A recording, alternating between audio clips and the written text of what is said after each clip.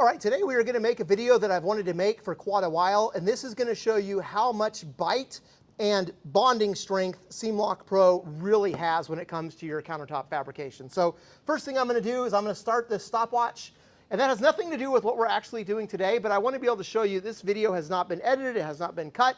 When we get to the end, I have not swapped out pieces. There's been no magic editing behind the scenes to try and fake you guys out. What you see is what you get. Now, I will probably increase the speed to 2 times, 3 times, 4 times, so you don't have to actually watch the glue dry. I don't know where you're at, but right now it is evening time, even at like 7 o'clock here in Texas. It's still like 97 degrees and 90% humidity. So once I get this all done, I'm going to have to go dry off all the sweat here because I am freaking dripping, even though sun is about to go down. So I want to do this glue up today. I want to show you just how much bite SeamLock Pro has. So as many of you guys know, we have, a lot of people call SeamLock Pro an epoxy, right? When we go out there like, oh, it's a 2-part epoxy, it works. And for the most part, we really don't say anything, right? As long as you like the glue and it's working, that's great. But what I want to talk about kind of today is the advantages of the methyl methacrylates, which is what SeamLock Pro is. A lot of people know them as MMA adhesives. And the biggest advantage of the MMAs is you don't really have to worry about prep. Right? If you're working with an epoxy, let's say you've got an epoxy that's got a 10,000 PSI bond strength. A lot of times you're going to have to take your piece, you're going to have to clean it really good, you're going to have to sand it, scuff it up, make sure it's got some grip there. Then you can clean it one more time, make sure there's no dust, nothing on it, glue it up, and then you're good to go. The strength of that epoxy truly depends on your prep time and the effort you put into the prep. Now, I don't know about you guys, but a lot of times when it gets to the shop, even though you give instructions and you're like, hey, we need to do A, B, C, a lot of guys don't follow it, right? We're going to do, once again, we're going to walk through how to prep your adhesive here before we put it on. It's just a simple 2 or 3 step process. And even then, we get into shops and we see people skipping half of it, right? So the nice thing about the SeamLock Pro is even if your guys space out or they miss something, you're going to be good. Now, I've hesitated making this video for a couple of reasons. And the number one reason is just because you can doesn't mean you should, right? So do you need to spend a bunch of time cleaning your pieces and prepping them? For bond strength, no. For aesthetics, yes. If you're going to be seaming these 2 pieces of white together, you want to make sure that this is white. You're not going to have any scuffs, any dust, right? If you get black dust or like gray grinding dust in here and you try and pull this seam, you're going to have a visible seam line. So for the actual aesthetic quality of the seam, yeah, you still need to be cleaning this. And, if you're using quartz or natural stone, wipe it down with acetone. If you're using solid surface, wipe it with denatured alcohol. If you've got scuffs on there, buff out the scuffs and then wipe it down with the acetone or the denatured alcohol, depending on what you're using.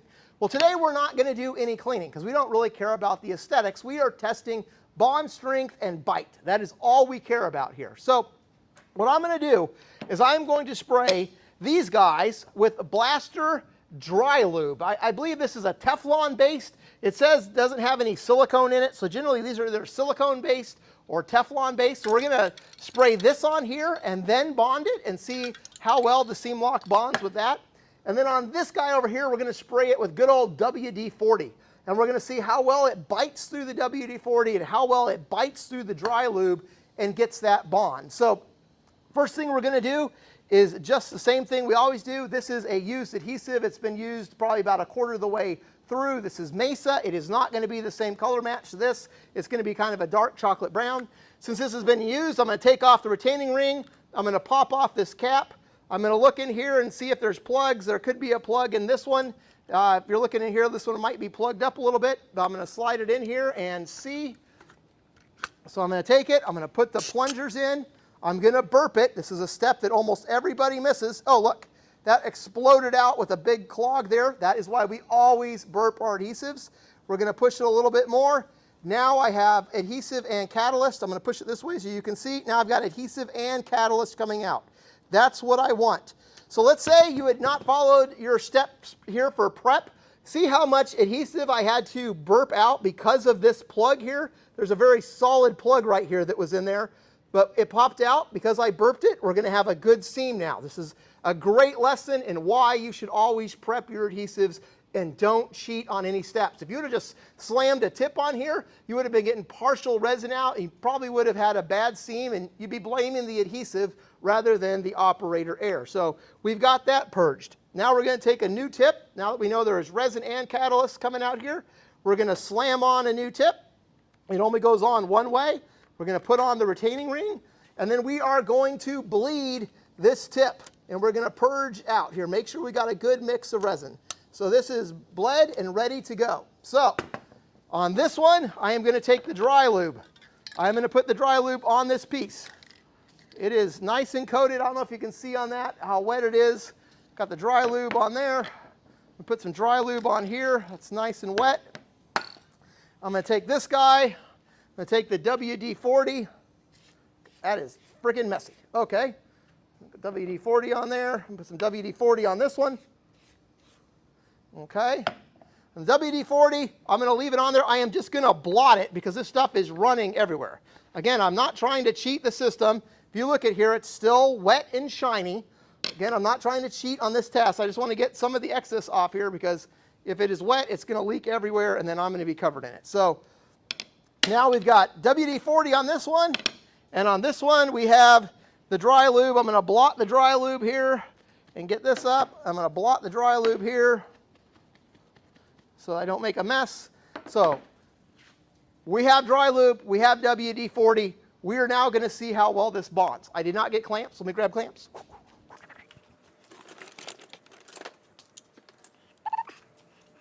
All right, I forgot to bring over some spring clamps. So first thing we're going to do is just going to bond this. I'm going to put some glue on here.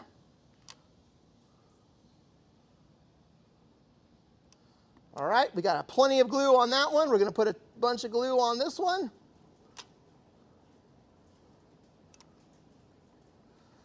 All right, glue is there. Where'd my thing go? There it goes. Okay. Now I'm going to take this. I'm going to put it on here like this. Bloop. We got plenty of squeeze out. I'm going to put a couple of clamps on here. Bloop. Put another clamp on here. All right, so this is glued together. You can see the squeeze out coming out there. We got the squeeze out here. Squeeze out all the way around. This is the WD-40 one. Don't shift. So I know it's just an experiment, but still I'm kind of anal. So there's that one. Let me glue this one together here. This is the side with all the dry lube. I'm going to put this on here like this. Okay. Put a clamp on here. Put a clamp on here. Okay, got a little glue on my fingers here. So if you look at this one, I now have that there, squeeze out all the way around. This is the dry lube sample. So I'm going to go ahead and let these dry up here. I'm going to put another clamp in the middle. And I'm going to get one more for this one. And I'm going to let them dry. I'm going to leave the clock running. I'll probably have to come over and touch the iPad periodically to make sure it stays on. But the goal is to let these dry, and then we're going to test them and see how well that bond is.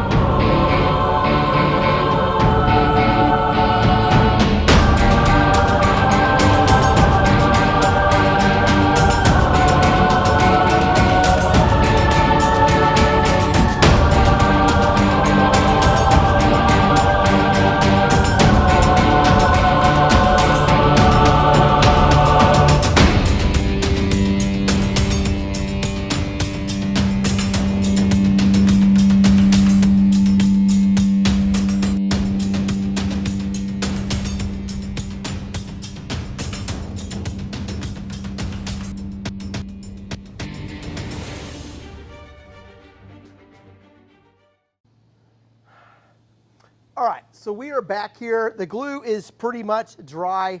It does kind of have kind of a little slimy surface on it, but underneath that it's pretty dry. So I don't know if that's the WD-40 that's making it do that, or like on this one, if it's the dry lube, it's just on the surface. So a couple takeaways on this that I think are kind of outside of what we're trying to do here, but I think they're important to know is, first off, this mesa came out of the refrigerator back there. This fabricator in Texas keeps their adhesives in the refrigerator. It gives them a little bit extra workability, right?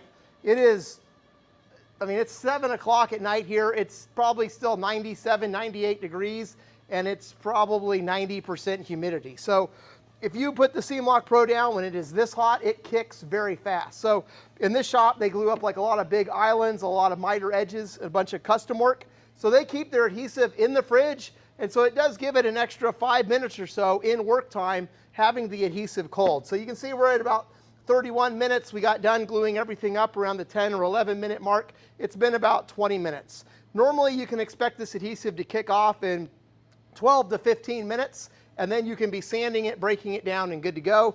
We're here and it is still just a little bit tacky, and I don't know if that's because of the dry lube or the WD-40 or the fact that it was in the fridge and it's still kicking.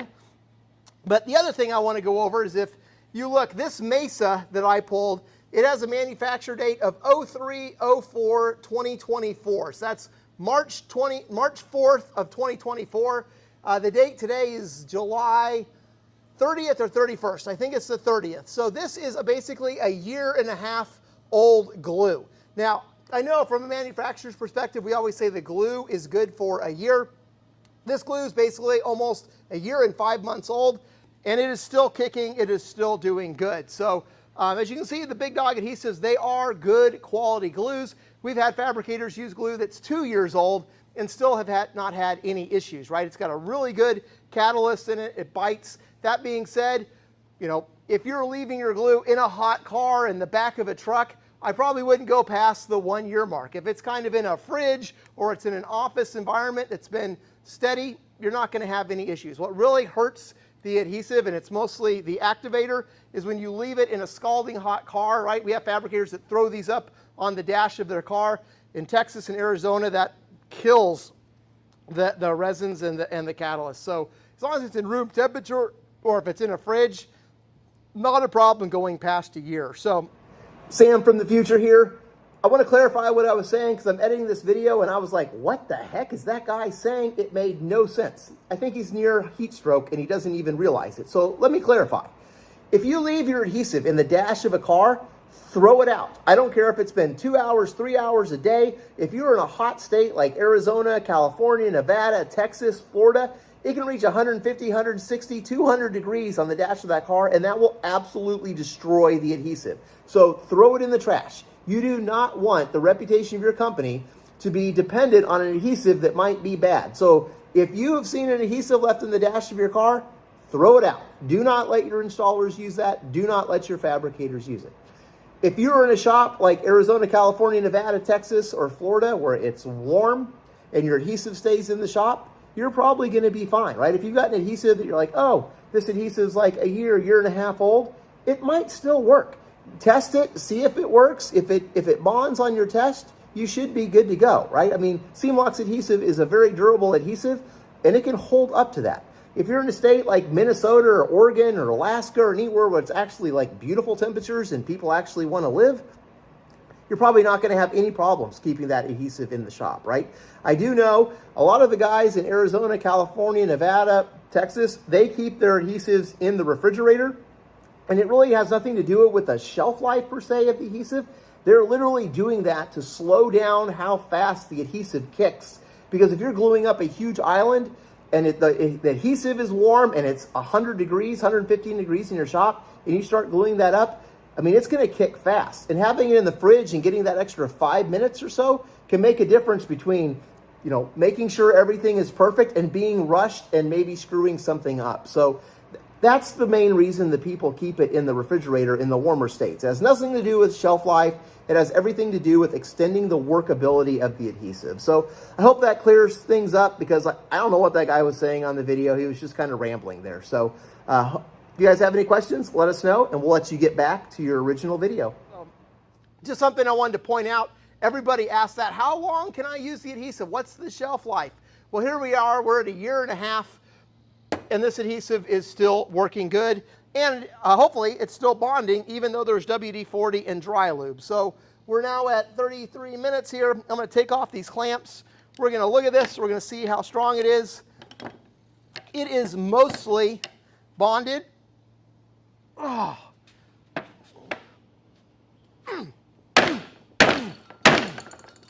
All right, this is the dry lube one. And as you can see, it is solid. You can see on here, you've got the lubricant, it's pushed out, the dry lube, so you can see the dry lube. I don't know if you can see that on there, but it's kind of shiny on the top of the surface. So you can kind of see the matte finish that is the glue, and then there's some like dry lube residue on the top. Same with on this one. This is the no drip formula, so you'll see when it squeezed out, it didn't run down the side of the edge. It just squeezed out and stayed right where it is, even though there was a ton of squeeze out. So it bonded on the dry lube. This is not coming apart. So the dry lube, SeamLock Pro, bound to it, no issues, still very, very strong. It probably still does have, you know, some more curing to do. This is literally 20 minutes after it was glued, and it is already not coming apart, even with the dry lube. Now we've got the WD-40.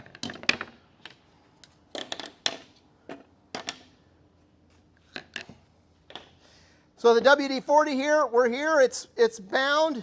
As you can see here, there is still some like residual or pushed out some of that wet WD-40. You've got the matte adhesive there, same with on this side here.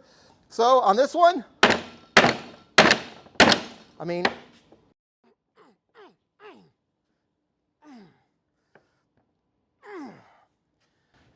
all right, there's the WD-40 one, bonded and not coming apart. There's WD-40 still all over it. Now I've got WD-40 all over my hands. And then the dry lube one, dry lube here, it bonded and held it together. So I know a lot of people have asked a lot of times, well, how strong is it? What if I don't prep? What if I mess something up? Well, here's the proof. The proof is in the pudding here. We bonded these wet with dry lube. We bonded this wet with WD-40.